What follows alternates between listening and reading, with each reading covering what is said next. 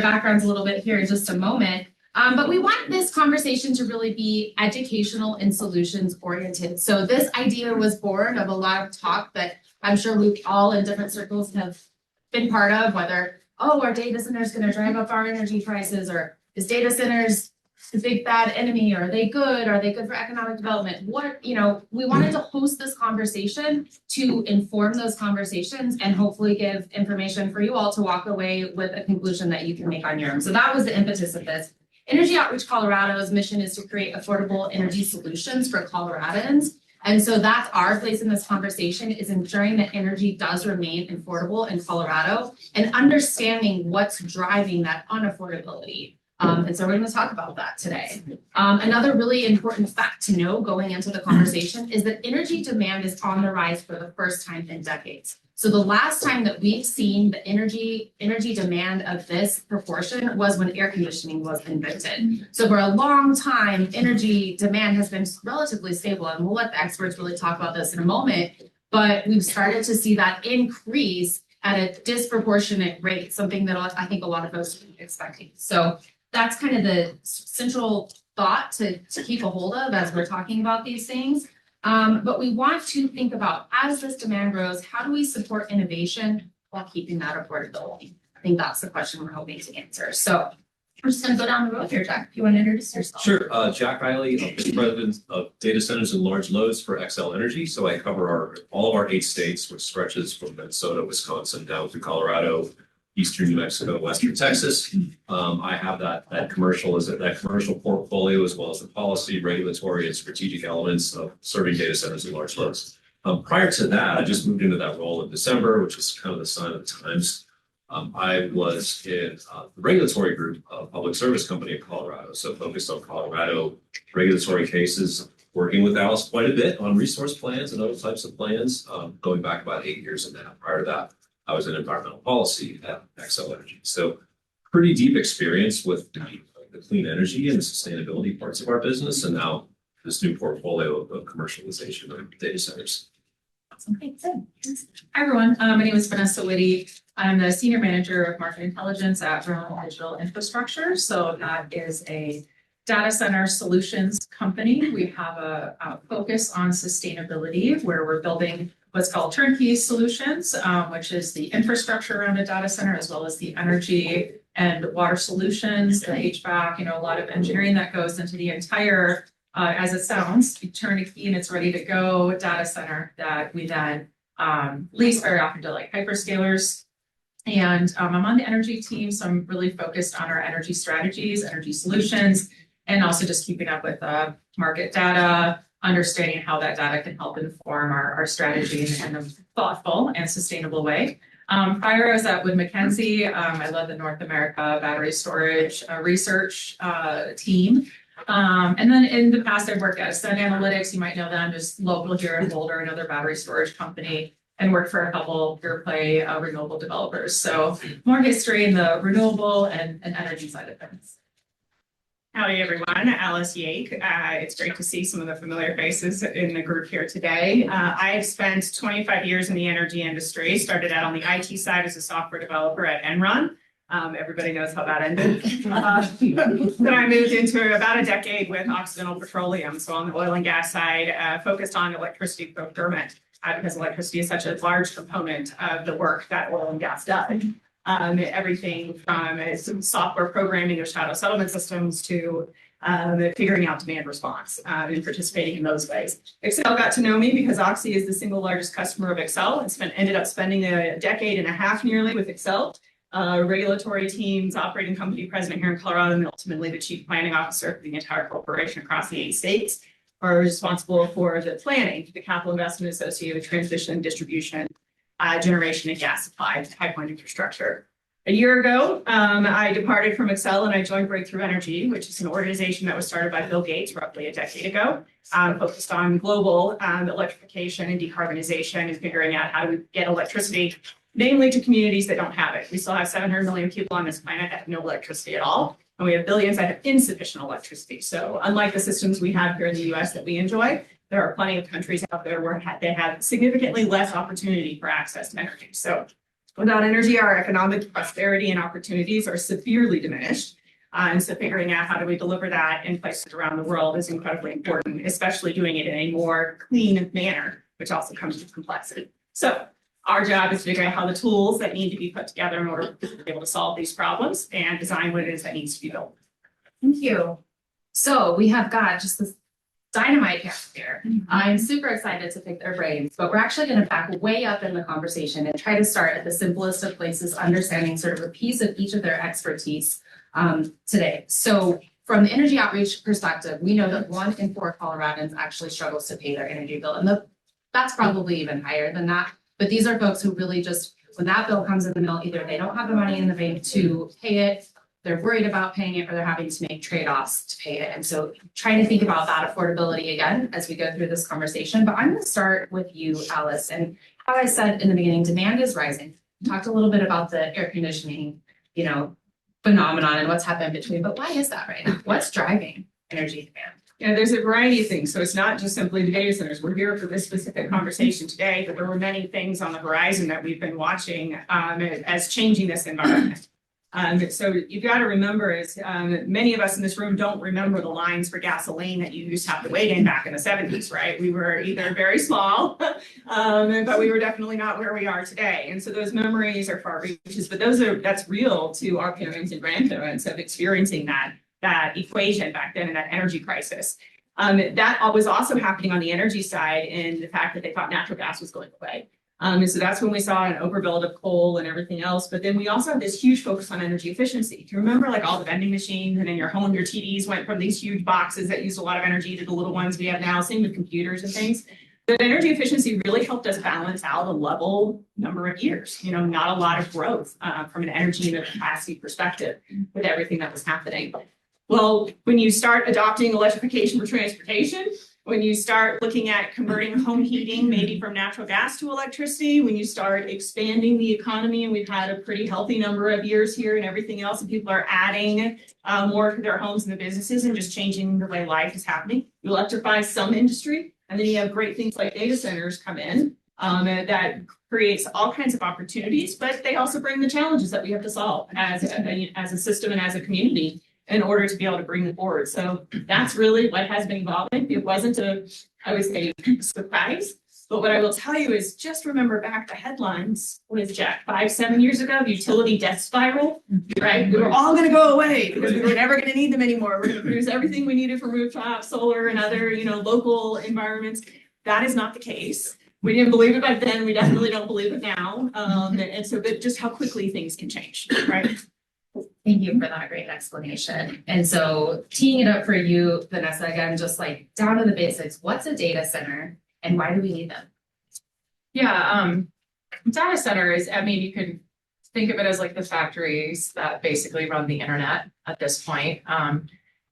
Maybe 7-8 years ago, if you're at your company and you're saving files and you have like a server, some drive on your Windows File Explorer, that all went to usually like a cabinet with a bunch of servers in there, and all of that. All that's moved now to the cloud. This is all different. And so like data centers have been around for years, for decades. They've been managing, when we have moved to the cloud or when things have been stored.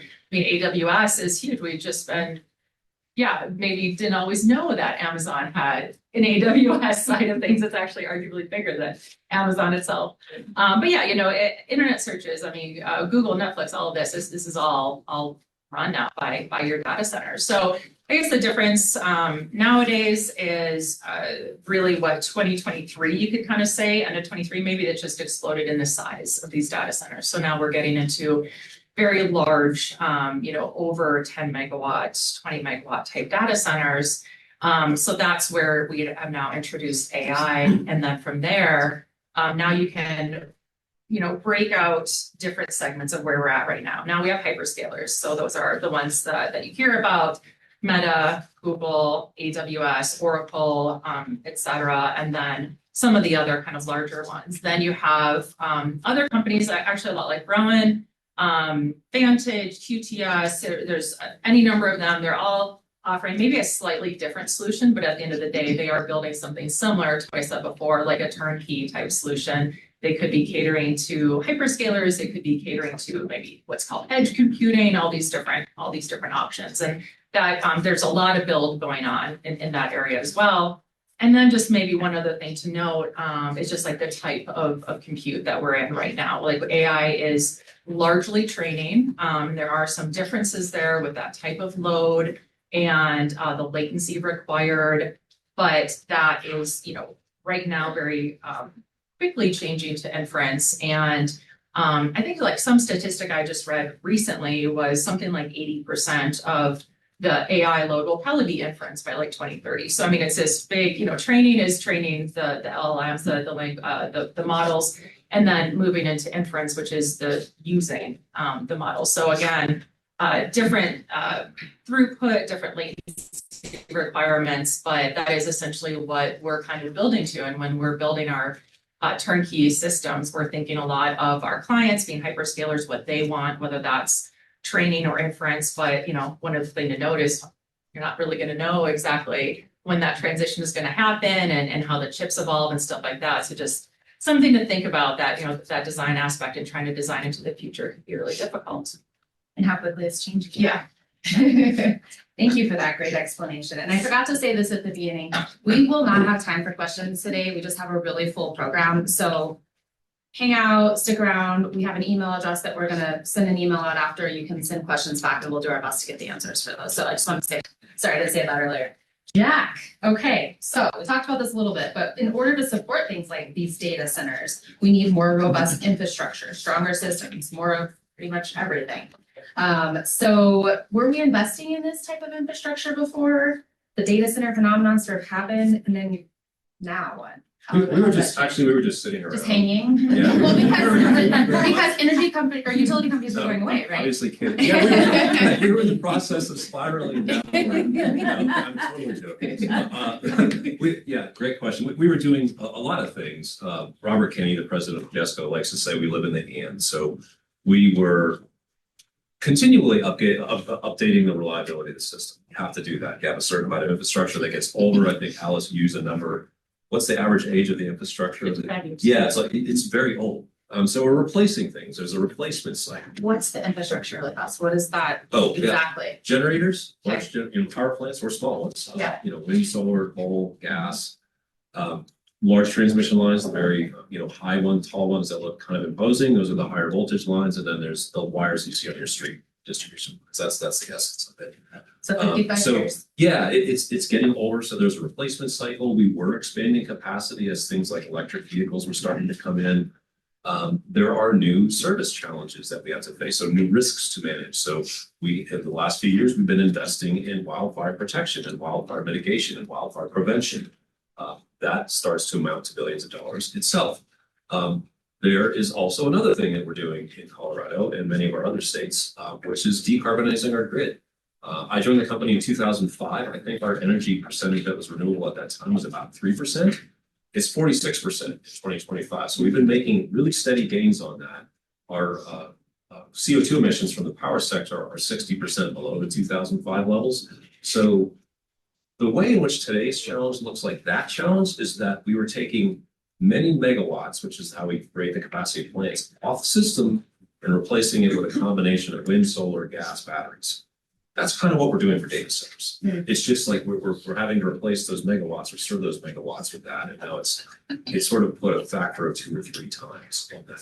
So we were already building a lot of generation for essentially upgrade because we still want to reduce the emissions of it.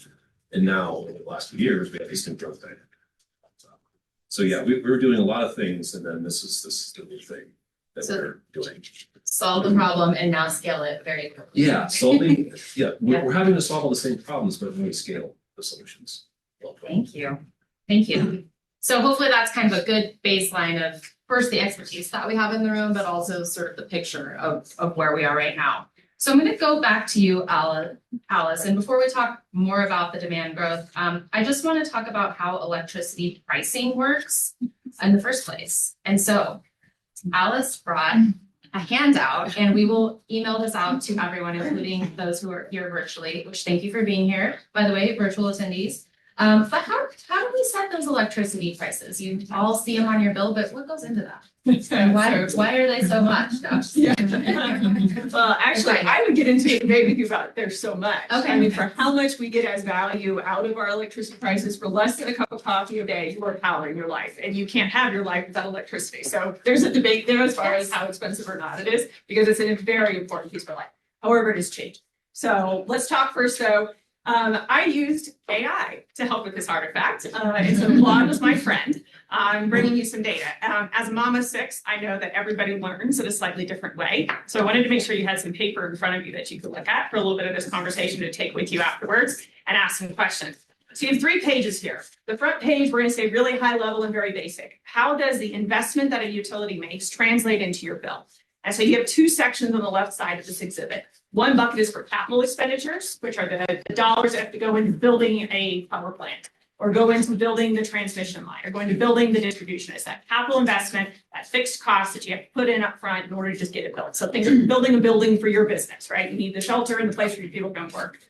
O&M expenses, operations and maintenance expenses, are everything from the fuel costs. So if you have a natural gas plant, you're going to have to buy natural gas to make it run, right? Or if you have a coal plant, you need coal to make it run. Or you need software sometimes, or you need other things that go into that equation. So those are your operations and maintenance expenses. The good thing with using Claude is I can give you a general picture of across the US, what proportion of expenses are incurred in each of those buckets. So in the capital expenditures, you see like power plants, that takes 22% of the overall expenditures of the utility. Transmission lines and towers, 14%. Distribution infrastructure is 18%. A smart grid and meters, the technology is 6%. The O&M expenses, you can see that broken down. So that kind of totals out what are the total outflowing dollars from the utility. Now, remember, when that translates into your monthly bill, there are a couple of different pieces. And so that goes over to the right-hand side of this document. And the right-hand side of the document gives you kind of the percentages of where you're paying things. So for generally, this is not Excel specific, even though we're sitting here in this territory, I wanted to make sure it was general, not specific. But your generation, it takes up about 40% of your overall bill. So you're paying for the power plants, the wind farms, the solar plants, all of that kind of stuff is coming in. It's about 40% of your bill roughly. And that's pretty close to the metric for Excel as well. Transmission covers it's 14% of your bill. So all those wires that are coming in, it's about 14% of what you're paying for. Distributions, 24%, typically for a homeowner. So we're looking at this from a homeowner perspective. Business, that's going to be different. Because one of the major principles of electricity rate making is that you pay for the parts of the system that you use. So if you are a high voltage customer, interconnected like a data center at a high voltage, you don't typically pay for any parts of the system that are at lower voltages than where you're connected because you don't use it, right? So you pay for it if you use it. So then there's taxes and fees and all the other kind of components. So this gives you a general idea of what you are paying for on your utility bill. But let's talk a little bit about how that translates and what that means, because we've mentioned a couple of things in this conversation already that you need to get to a punchline on. So we talked about affordability and we talked about rates.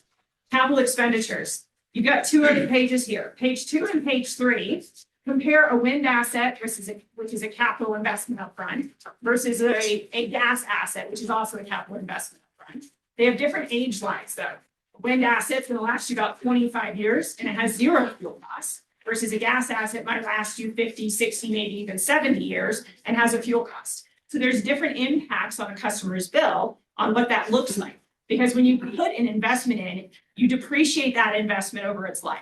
So if you look at a gas asset that's depreciated over, say, 50 years, you're going to have 1/50th of that every single year, right, depreciated off, so the cost comes down over time. That's going to come down slower than a wind asset that's only depreciated over 25 years because it's 1/25th every year. And so that has a different impact on customers' bills.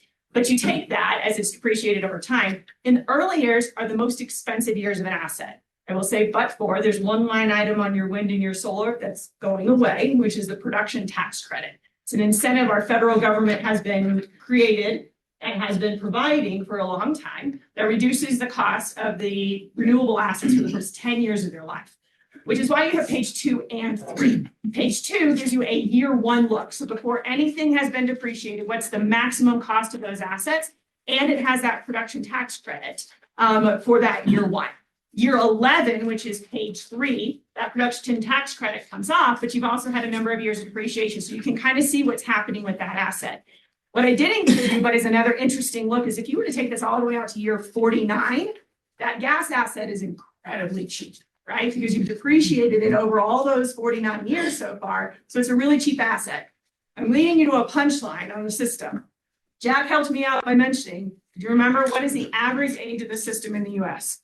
55 years old.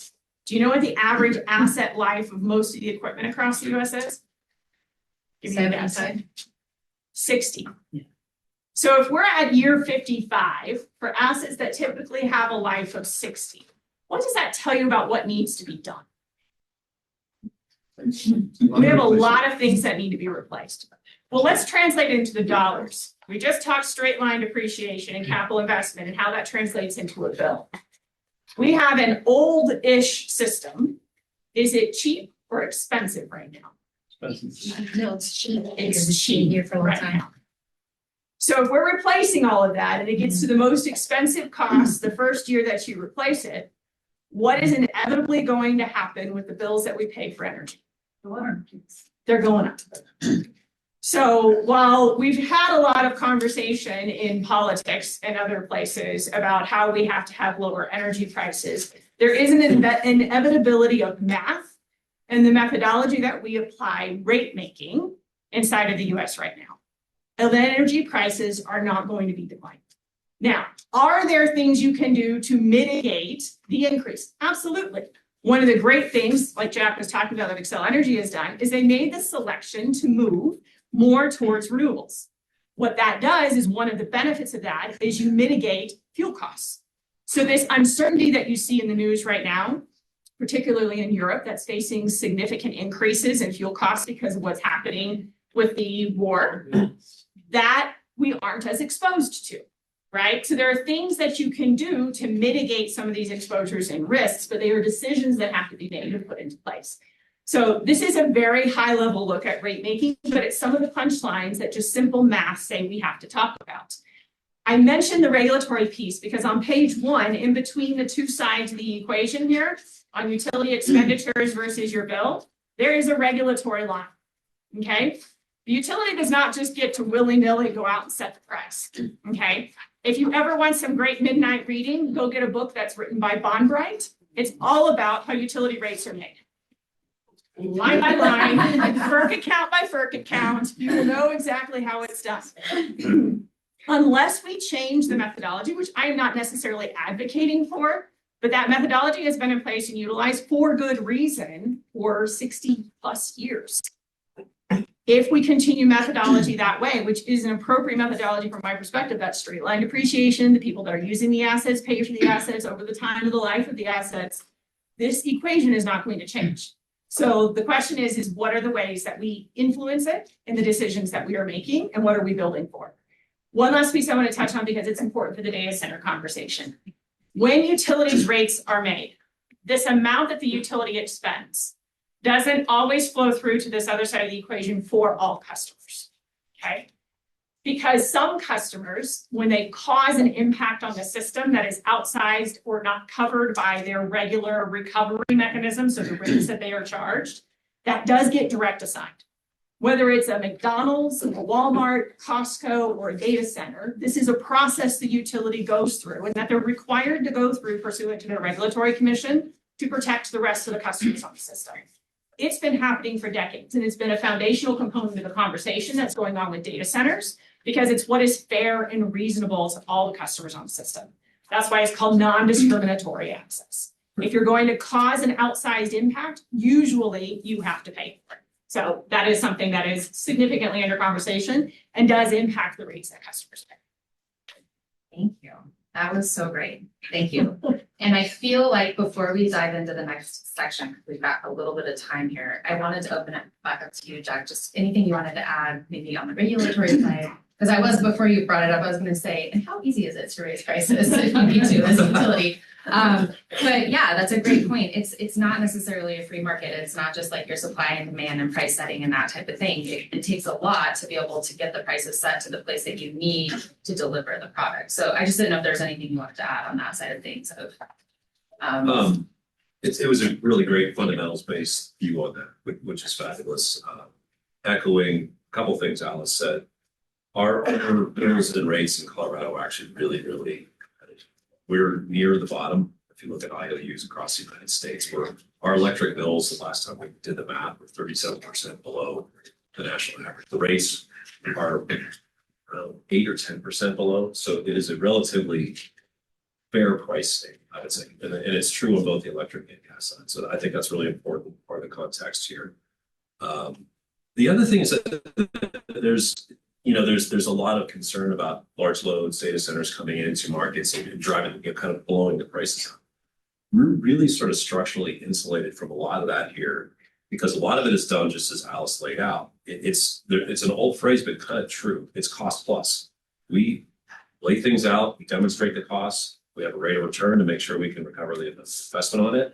And that's what you're largely charged. You're frankly not exposed to much wholesale pricing in this state. Once in a while, it depends, you have a big storm or something, you might get an effect from natural gas. But by and large, most of the kilowatt hours you buy are based on a cost plus methodology, which is something that the PUC regulates. Now, other markets and some of what may be driving media stores, and they're true, is that there are larger loads that have come into some of the kind of deregulated markets, and they pull out the surplus electricity there. And what does a deregulated market do? The price goes up. When the demand goes up and the supply is limited, the price goes up. And the customers it's complex, but they're more exposed to those dynamics. So in places like the East, what's called the PJM market, they've had more direct impacts on customers. So all that to say, I think it sort of validates the wisdom of some choices Colorado made, probably long before any of us were really even super conscious of it, maybe not all of us, but we didn't choose to do a big deregulated market back in the 90s when a lot of the US was doing that. We did not. And we should recall that today we're insulated from some of these effects because of that. That's awesome. Thank you so much for adding that in. And I feel like I read something recently about the proposal maybe before the PUC on what the commitment would be needed from a data center on the side of the regulated utilities. And remember when we started really simple, now we're getting into the weeds a little bit. Okay, but I just think this is really important before we get into the data center piece of the conversation. So to hear from the data center piece, sorry, I know we're talking about data center. Could you tell us a little bit about, because again, what if a data center were to come in? So I'm kind of teeing this up. What if a data center were to come in and we're going to use X amount of energy, we're going to build, and then Excel starts preparing for that, and then they just ghost and don't actually build that center. Excel's been preparing for that. The money is sunk. So there's protections in place, or we're preparing for protections. I'm not sure where we are with that. So could you give us a little bit about that? Yeah, sure. Sorry, I didn't prepare you for this. No, we're all good. I did 5 media interviews on that last week. I did a little research. So we just proposed last Thursday. It's called a large load tariff, and it was a few different things, but it's a tariff is what's really kind of the pricing rules. It's another word. It's not the tariffs what we use in different countries. It's what we call pricing rules. And this is one of the ways that we can protect the customers and not have them unfairly burdened by bringing larger loads into the system. So it's that cost allocation process. We set the rate so that it's fairly allocated between large loads and customers. And I think we kind of leaned away from the other customers paying for any of this infrastructure. We made a very elaborate analysis of what's called incremental cost. So any incremental generation that's driven by the larger loads as we estimate it, and any incremental transmission costs that's driven by the large loads as we estimated, we have allocated in our proposal to charge those to the large load class. We actually created a new class for large loads. So it's that allocation exercise Alice described. We just expanded it for this whole new market. We just did this last Thursday. There's also a lot of specific protections in there against what you just described or laid out, which is it's called the stranded cost problem, but it's maybe I think you call it the ghosting. Yeah. So it's ghost risk. If the data centers say they're going to they're going to develop and they don't, we have a series of minimums that are much more rigorous than anything we've had in the industry before, where it's 80% minimums on the bill payments on the demand side of the bill, which is a pretty good majority of what the entire bill would be. We did a contract minimum of 15 years, which is about 3 years longer than the national average. And we have security provisions for sort of the initial liquidity, because these are giant bills. You want to make sure this is a creditworthy customer. Even 6 months bills could be tens of millions of dollars. You want to make sure they can pay it on the short term, and you want to make sure they're required and liable to pay it on the long term. So all that is in the proposal Thursday and much, much more. But it's to address the cost allocation fairness and to address the stranded cost or the ghosting risk. Oh, I might start using that phrase. Hey, maybe you learned something today. Awesome, thank you so much. I appreciate that explanation because sometimes when you read the news, there's just so much terminology and different things that it just is hard to keep up, so I appreciate that. Vanessa, I'm gonna come back to you, and so now we're talking about building a data center, so that's where we're going. And when you're thinking about where you're gonna do that, when Rowan is thinking about where to locate a data center, what makes a community a strong fit, and how do you think about also being a great fit for the community? We do think about that quite a bit, how we can be a good fit for the community. I'll start off with that, but to just kind of back up for a second and just kind of maybe outline, like the process. I mean, it's very complex. There's a lot of things that need to fall into place when you're doing what we would call siting or origination. And I, coming from the energy side of things, when I moved to Rowan, I knew this, but I was still yet surprised at just the way that our siting team really thinks so much about these assets, because they are infrastructure, they're real estate. We just hear so much about the energy use and the water use, but it's like at the end of the day, these are large real estate infrastructure investments. And like your siting team has a lot of experience with like commercial development, stuff like that. That's why we have the energy team. That's why I'm here. So anyway, a lot of this starts with our siting team. There's a couple different ways that we could get, maybe like we call it like an inbound or an opportunity. And this could come just from a greenfield opportunity, which is where we're just like going out prospecting and we're saying, we have criteria that we're looking at. And this kind of goes whether it's any type of this inbound, we are going to be looking at our transmission and not just the infrastructure, but also the transmission availability. If we can get some glean into that, that's tough. That's a whole nother conversation, but it's really important. Like, is there actual available capacity? But then we're also looking at fiber, and if these are like long haul backbone, fiber lines. Also looking at proximity to natural gas, as that's this industry has changed so much when you're looking at screening criteria. I bet we didn't have proximity to natural gas so high in our list maybe 8 months ago, and now it's just like how close are we to a nat gas line? And then you're looking at other stuff, and this is where the infrastructure people come in, wetlands and flood zones and all these things, and they got this whole criteria, right? But anyway, going back, so there is that greenfield aspect, but the other aspect is a lot of times we get these powered land deals that come in, and that's where really like a seller or broker will come to us. They already have land. They've already submitted that low queue. We were talking about what the low queue is, when you submit that you want to connect a load, that will go into this queue and essentially this is what Jack was talking about. There's now like minimums or there will be, thresholds to enter, whereas before some places were maybe the wild west and you could just enter in a lot of different applications very opportunistically. And anyone that comes from the energy side of things, we've already seen this. This is the whole backup in the generation queue. This was like 3 years ago, 2021-ish is when that all started, right? So yeah.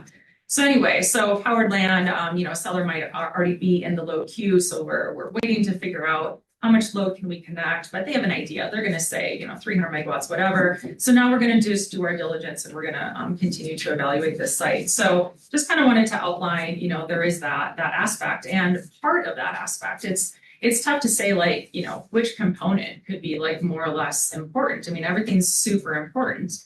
And the community aspect then fits in, and it's very important. And with the community, very often just comes, what utility jurisdiction are we in? What is the large load tariff? What are their regulations? A lot of data centers, including ours, are looking at on-site generation. We'll get into that in a second, but what are the rules and regs around that? And then for the actual community in the county, I mean, we're really looking at stuff like, is there a moratorium? If there is, we might not want to build there.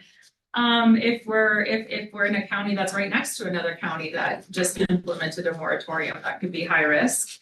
If the moratorium is only 90 days or whatever, as opposed to 6 or 8 months or a year, that might look a little bit better. I mean, there's different things. We're also looking at county level zoning and tax incentives, like stuff like that. So there's a lot that kind of goes into that early stage due diligence. And when we think about, do we want to move forward with a project and kind of put that into some sort of like a development cycle, that's when we really start to be very actively engaged with the community, whether it's like the HJs or the county commissioners. I think Rowan in particular does a really good job of the early community engagement. But I do think that it's a conversation that internally we continue to have. I hear it on calls a lot.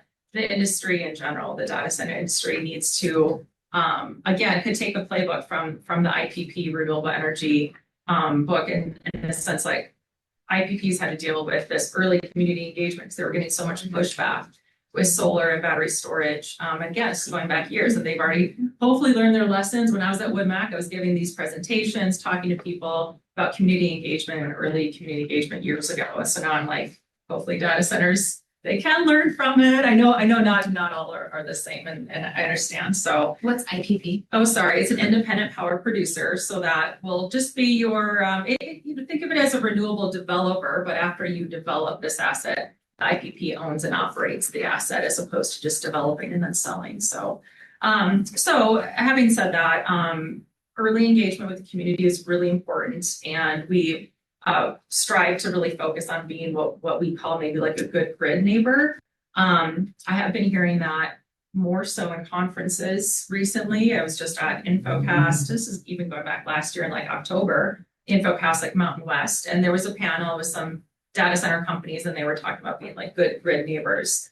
So again, this conversation is happening. It's starting to happen, but I do feel like in general the industry needs to focus on that more and hear that more.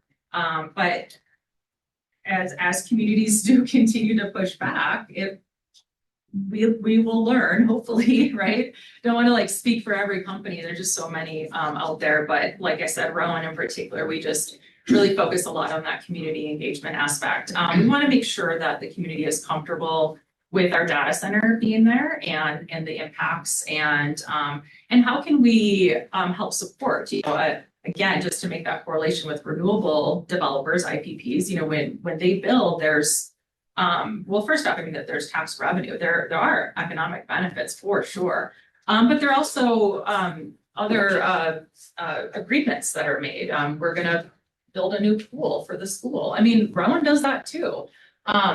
There's a colleague of mine in the I'm like Dylan, like I don't know if you have a good example there. We had just talked about, oh my God, I should know this. An email just went out in the company wide, and they were like, way to go. We just did something awesome. And I wish I knew what that awesome thing was right now. I don't remember it, but it was like, we built a school or a pool or something. It was really fun. And I was like, oh, I love seeing that. So I appreciate that. But yeah, I mean, a lot of companies are doing that. They go, and that's kind of part of this whole like negotiation process with the community. So I just wanted to, I took notes because it's a very, there's a lot going on in these answers. So I think I got that. No, that's okay. I just wanted to give an opportunity to kind of highlight what you were just talking about.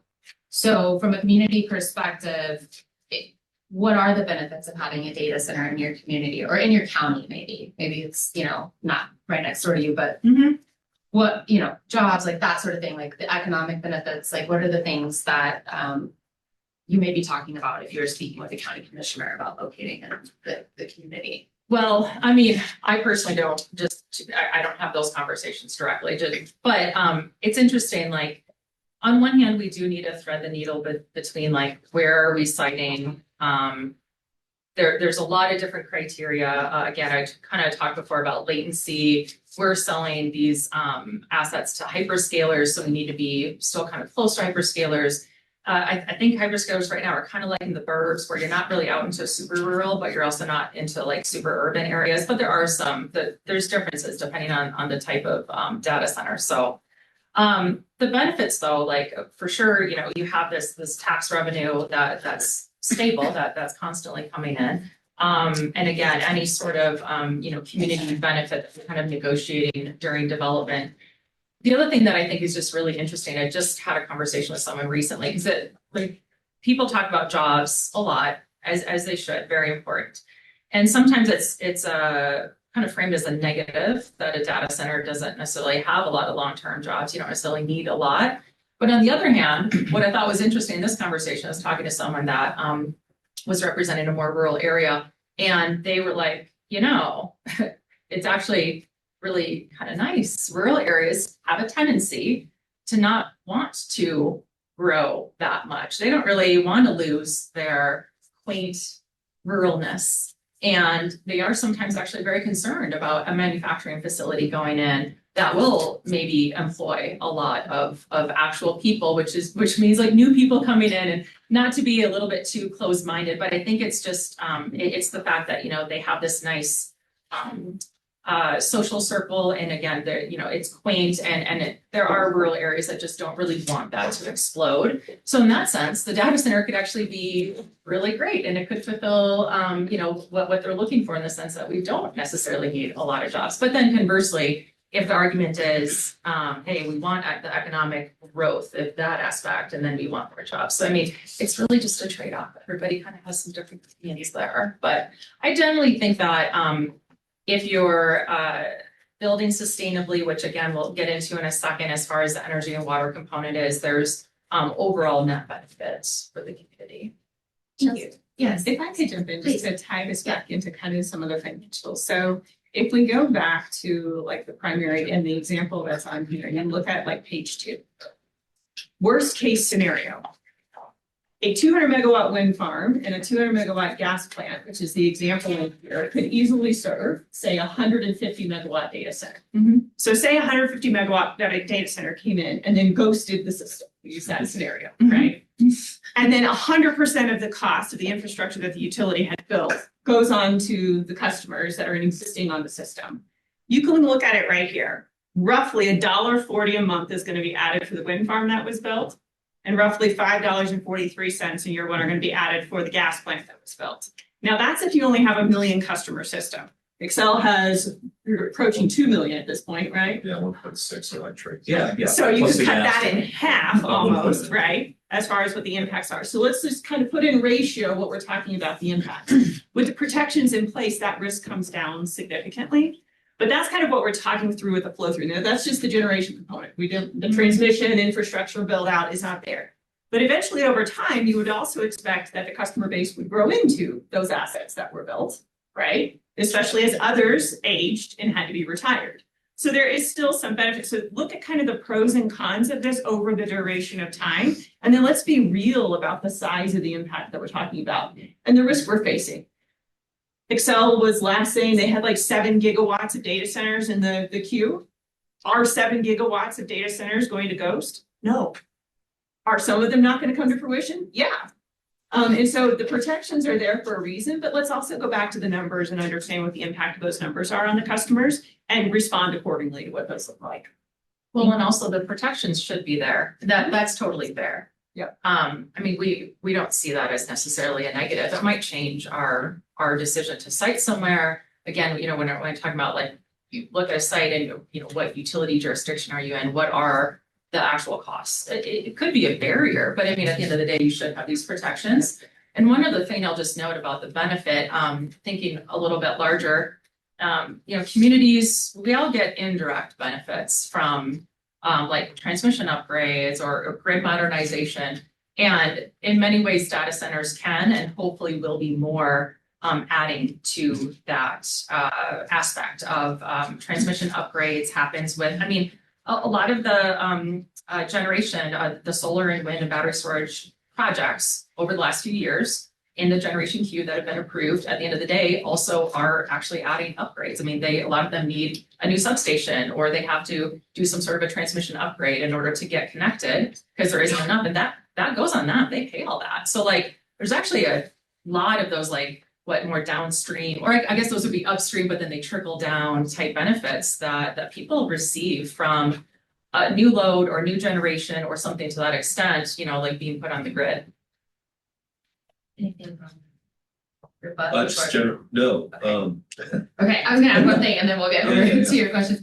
So yeah, my career prior to Energy Outreach Colorado was in economic development, and it just reminds me a lot of the conversations that we had because I've been in Colorado my entire career. And there was a time when Colorado was kind of the Wild West officially from a growth perspective. And then we kind of got discovered and more folks started to move here. And what we used to say in economic development was like, the growth is coming. We've been discovered. It's not, it's no longer a secret. So as a community, how do you want to manage that growth? And do you want to be part of designing a beautiful system and a beautiful community where that growth is happening? Or do you just sort of want to let it happen to you? And I'm not saying that data centers are going to happen to us, but what I am saying is they're coming, they're here to stay. These are things that our world needs. And so how, as a community, I guess I'm just sort of posing the question, do we want to design and create things to where that works really together and to our benefit? Or do we want to just kind of let it happen around us? So that's kind of the perspective that made me kind of the parallel there. So Jack, okay, geez, there's a lot we just talked about, but this is kind of, Alice actually really teed this up well for you, but what about reliability? And how does this show up from the utility side when it comes to reliability? Because I think in sort of everyday, household consumer talk, maybe we're not talking about reliability that much. But when you get into energy conferences in different circles, although we have had the wildfires and some of the shutoffs that have happened, then reliability is really a top of mind question. So making sure again that we have power when you flip that switch, power's there. We're not having rolling blackouts, that type of thing. So how are you thinking about that? How does that affect us? Yeah, I mean, first of all, we've been managing reliability since begun. I mean, if there's a work religion, reliability is there at the utility. We focus on that assiduously. For this particular challenge, we've worked this into our planning cycles. Typically, we did a resource planning process every 4 years, and it was kind of in the former era where you're evaluating something like 0.5% of load growth per year that we discussed earlier, in the good old days. Now it could be 3 or 5% per year. So we're increasing that cycle in a couple of different ways where we can do more than one RFP, do that every one or 2 years. We have a direct on-ramp that we proposed and the Public Utilities Commission approved, where we can, if a data center reaches a commercial maturity through signed contracts, which have all these protections, we can match them to a set of resources that are sort of like the next round of resources through our last RFPs. When we do a request for proposals, that's when we say, hi, we'd like to get some power plants, please bid to us. And we typically get responses of hundreds of bids. We get an overwhelming response. We'll choose 10. And so there's another set of backup bids that might have been pretty close to competitive, waiting to try to do business. So we can match that pretty closely with a data center that's emerging, which allows us to kind of see that cost allocation really directly too. So we work it into our planning cycle. We've done a lot just in general on this. Just something not really data center driven, but for wind and solar, I actually think one thing that we didn't do fast, frankly, we didn't modernize our capacity ratings as fast as we could have. And by that, I mean, we learned that wind and solar have particular characteristics. We had to develop new math to do that. We rate our system in the summer and the winter now because the winter is starting to become more of a constraint. As you've got solar generates for 6 or 8 hours a day in the winter and 12 or 14 hours a day in the summer. That actually matters when you have a couple gigawatts of solar on the system. You got to start to think about it that way. I think we got caught a little on our back foot because it's been pretty public. We're a little bit short on resources right now. We expect that to be about a 2-year process. A lot of reasons for that. Supply chain, there have been some operational things. And modernizing our rating systems a little bit faster than I think we're there now. I think we have a good system to do that, but we should have done it probably 10 years ago. And I think, you always learn in hindsight. Yeah. So it's modernizing our planning tools. It's making our planning more frequent. We'd like to plan a little bit ahead. I mean, Alice is kind of laying out that example. It's like, well, if you have a ghosting problem, that means you have too much generation. You know what? I would love to have too much generation for once. We've had not enough for like 5 years, and it is stressful. I bet. I was just gonna say that feels like a really difficult problem to think about every you day. don't want to be playing from behind with your generation sufficiency. And then just at a very high level, there's things called reserve margins. You build the system out 10, 20% larger than you expect your people to be to manage unexpected outages and things like that, which will always happen. So Lots of tools there for that. And also like we're developing governance processes because of the size of these new loads. You know, you're looking at a 100 megawatt load, a 500 megawatt load. You obviously may not be the largest customer in the system in a couple of years, like it probably won't be. Yeah. So we want to make sure that we have a very deliberate governance process that says, I will release generation, which is like a new verb, internally, when I know I have enough to cover everything else I'm supposed to be doing. So can I sign this 300 megawatt contract? That's going to be the last one I'm going to sign after I serve the residences, small businesses, electric vehicles. I want to make sure everything is served. And so we have confidence to sign that contract, which will begin generation. Well, and to add just a little bit more on top of that, I'm going to take it to the operations side. Think of how different this type of customer is. So the largest customer on the system in Colorado is the steel mill down in Pueblo. For itself. And it can go from roughly 0 to 100 megawatts, the size of now a smallish data center, In less than 3 minutes, okay? They don't call the utility when they're getting ready to turn on the electric arc furnace, just like you've never called the utility before you flip the light switch, right? That's going to be a little bit of a different thing with some of the data centers as they're ramping up and down, because the amount of draw they are taking off the system. How many of you have one of those older homes that when your air conditioner turns on or you plug in a vacuum cleaner and turn it on, your lights kind of go, right? You don't want that to happen to the system when the data center turns on, right? That's not their goal, that's not our goal, but that's a different operating model because they are so big and they can turn on so quickly. The other thing about this load that most people don't recognize is your home. If you ever go and you have smart meters on your home site, you can go to your Excel energy account, you pull it up, or whatever utility you're probably on in the state at this point, you can see how you're using energy every 15 minutes, how it goes up and down. Yours doesn't, you're just not like binary. You don't turn on and stay at the high amount the entire time and then turn off when you go on vacation and you're gone. It goes up and down depending upon when your air conditioner turns on because it's cooling your home or your heating turns on. Data centers are more like the oil and gas field where when you turn them on, they stay flat. And so while you can match solar or wind more easily to those that are moving around, you can't do that as well to the data centers. It takes more battery storage or it takes more things on the system to make it work, right?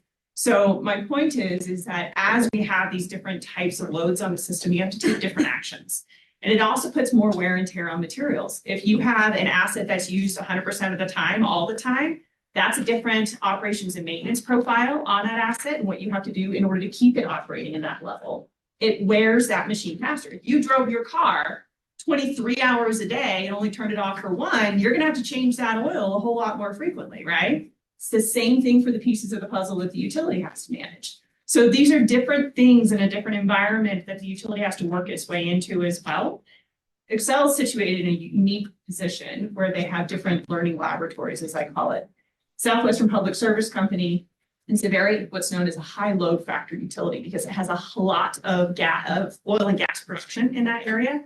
That means they're on most of the time. They're not weather dependent versus Minnesota or Colorado are very weather dependent. So they have good experience with being able to look at how do we have to operate that system, and more of the systems are becoming like that system than the opposite direction. So there's a lot of things to consider here that are new that we're all going to be figuring out together. Thank you so much for adding that in. And we've got about 2 minutes before we're going to do our rapid fire, but I realized I want to come back to you, Vanessa, because this sort of ties into everything we're talking about.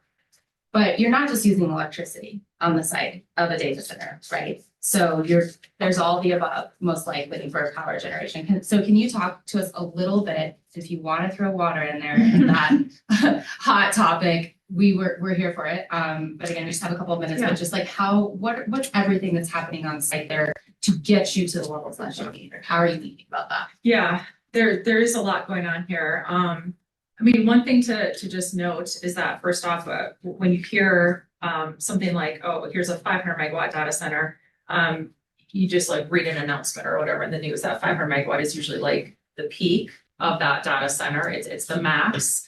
And that's what the utility needs to study, right? But that's not necessarily the actual usage.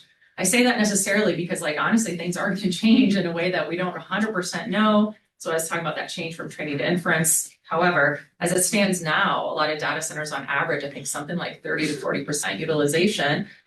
So there is things to consider when we're talking about the energy usage and how much that's actually going to be. And then on top of that, can we get grid connected, and these are all the things that the utility is then looking at. Now, the way that we're at now is because a grid connection usually takes quite a long time, even though most data centers do want to be grid connected. At the end of the day, this is actually the most reliable solution for the most part.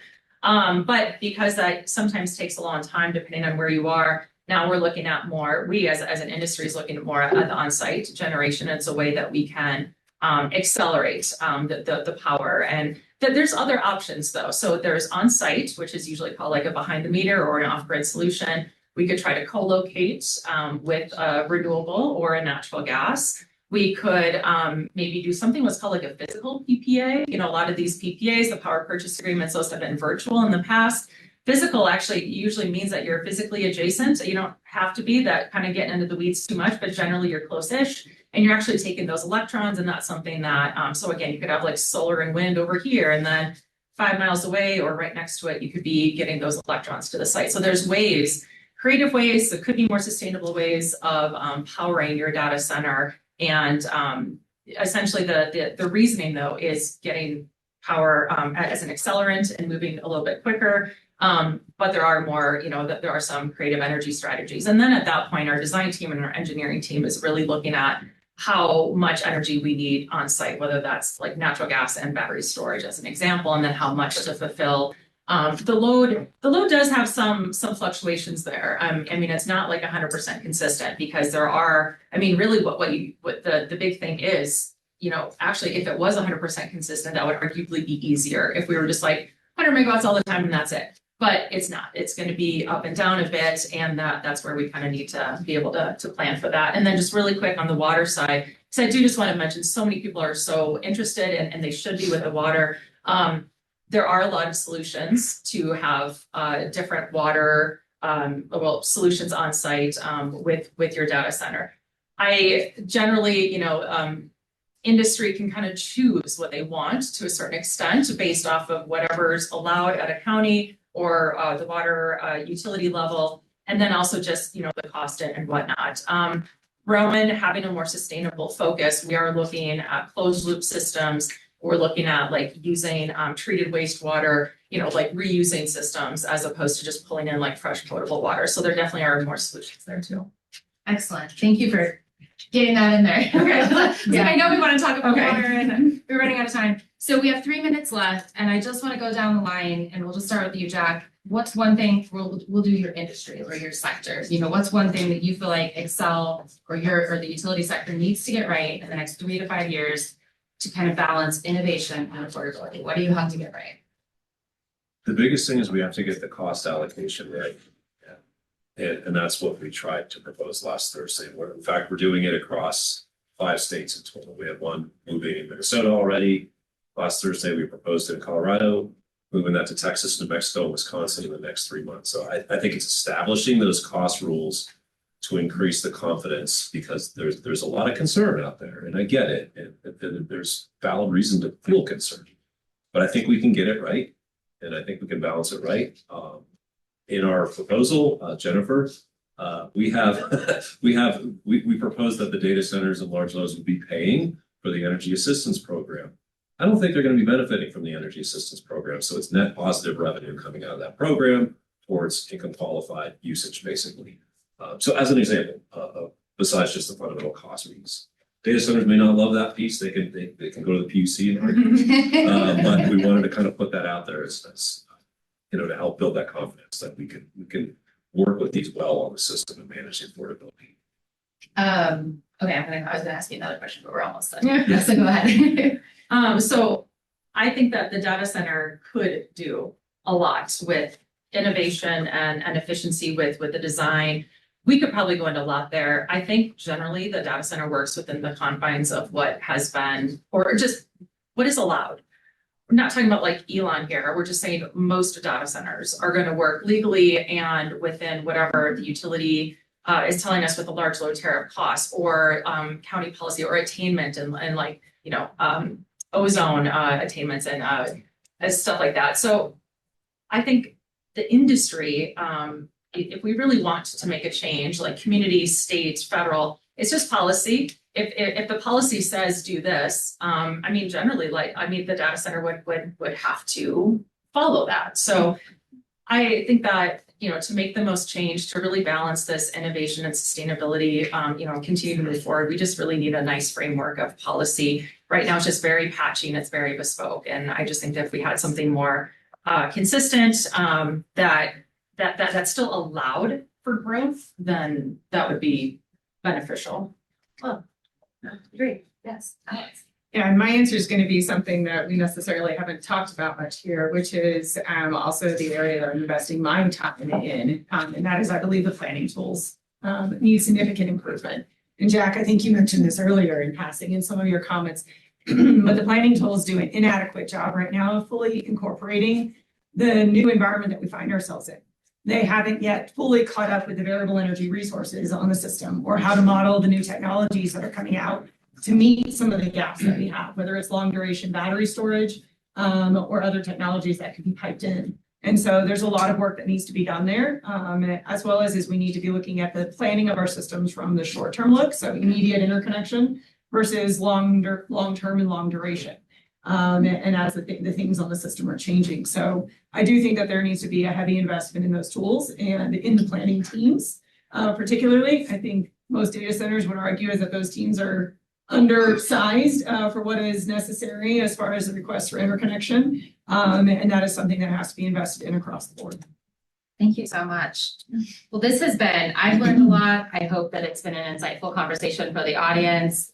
Thank you all for dedicating your time to this, not just today, but as we were preparing. And thank you all for being here both virtually and in the room. So if we can give our panelists a round of